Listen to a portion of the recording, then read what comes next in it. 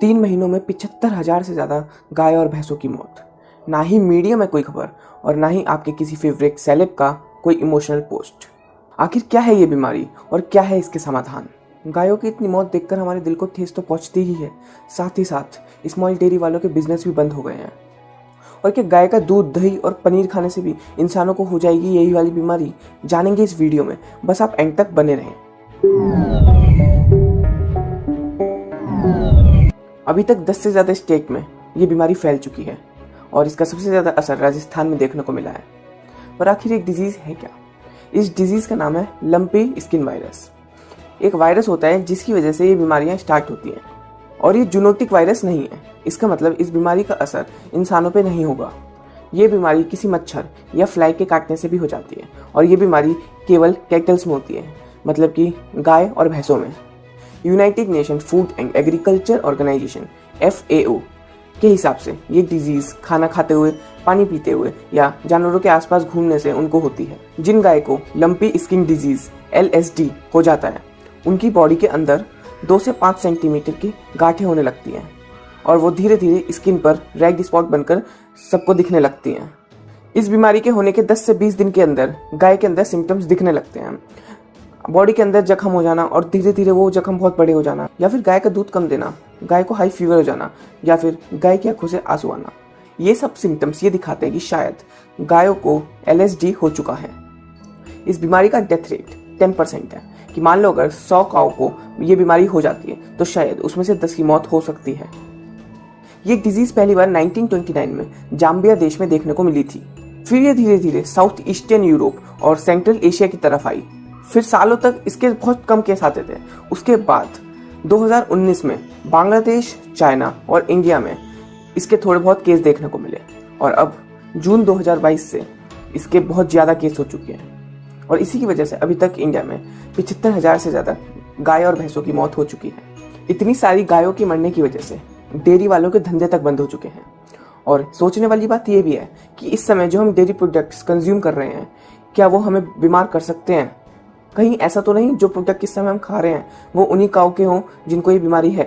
पर जैसा कि मैंने आपको बताया, ये नॉन जेनेटिक बीमारी है, मतलब कि इसका ह्यूमंस को कोई खतरा नहीं है। और अगर हम एक्सपर्ट्स की माने तो लंपी वायरस से पीड़ित किसी भी गाय का अगर हम दूध पीते भी हैं तो उससे हमें कोई परेशानी नहीं है। भले ही वो दूध बॉइल्ड हो या ना हो, उस गाय का दूध पीने से हमें कोई बीमारी नहीं होगी। अब पता नहीं सरकार इस पर ज्यादा ध्यान क्यों नहीं दे रही, ना ही मीडिया में इस चीज की कोई चर्चा है। गायों को तो इंडिया के कल्चर में पूजा जाता है। हम हिंदुओं की तो इससे आस्था जुड़ी हुई है।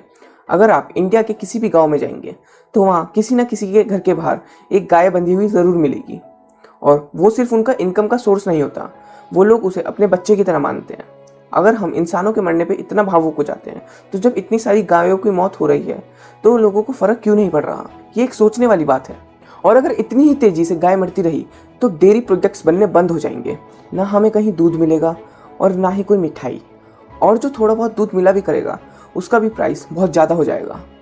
अगर आपको वीडियो देखने में मज़ा आ रहा हो तो वीडियो को लाइक ज़रूर कर देना, क्योंकि इस चैनल पे आपको वेल रिसर्च्ड कंटेंट मिलेगा, वो भी बड़े आसान शब्दों में। भारत में जितना मिल्क पर डे निकलता है उसका डबल तो इंडियन मार्केट में कंजम्पशन है। इसका मतलब यही है कि अभी भी 50% लोग फ्रॉड कर रहे हैं या दूध में कुछ मिलावट कर रहे हैं। और अगर ये गाय ख़त्म हो गई तो ये मिलावट की परसेंटेज बढ़ भी सकती है।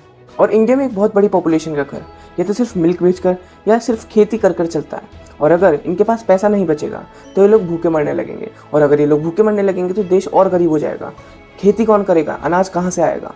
भारत में तो गाय के गोबर का भी कितना यूज़ किया जाता है। दूध से ही मिठाई बनती है, दूध से ही पनीर बनता है। और यार ऐसे तो सब कुछ खत्म हो जाएगा ना। इंडियन डेजर्ट का तो कुछ नाम ही नहीं बचेगा। और कहने का तो ये सिर्फ एक खाने की चीज़ है, पर इसका इंडिया की इकोनॉमी में और देश के लिए जॉब्स क्रिएट करने में एक बहुत बड़ा हाथ है। इंडिया वर्ल्ड में मिल्क का सबसे लार्जर प्रोड्यूसर है और ये हर साल 210 मिलियन टन दूध प्रोड्यूस करता है। मतलब 8.5 लाख करोड़ रुपीस का इंडिया में सिर्फ दूध का व्यापार है। और आपको ये जानकर बड़ी हैरानी होगी कि ये व्हीट और राइस से भी ज़्यादा है। इस बीमारी से अभी तक 16 लाख से ज़्यादा गाय और भैंसें अफेक्टेड हो चुकी हैं, जिसमें से 75,000 गाय और भैंसों की मौत भी हो चुकी है और 50,000 उनमें से सिर्फ गाय ही थी। सरकार ने इस बीमारी की वैक्सीन को बनाने के लिए बोला हुआ है, पर अभी तक ये वैक्सीन नहीं बनी हुई है। और गोट पॉक्स वैक्सीन इस बीमारी के लिए काफ़ी असरदार बताई जा रही है। अब तो बस ये ही है कि सरकार इस मैटर पे कुछ जल्दी कदम उठाए ताकि इतना बड़ा नुकसान और मासूम गायों की जान बच सके। बाकी अगर आपको वीडियो पसंद आई हो तो वीडियो को लाइक ज़रूर कर देना, और वीडियो में कुछ इन्फॉर्मेटिव लगा हो तो चैनल को ज़रूर सब्सक्राइब करना। बाकी फिर मिलेंगे किसी नई वीडियो में और किसी नए टॉपिक के साथ।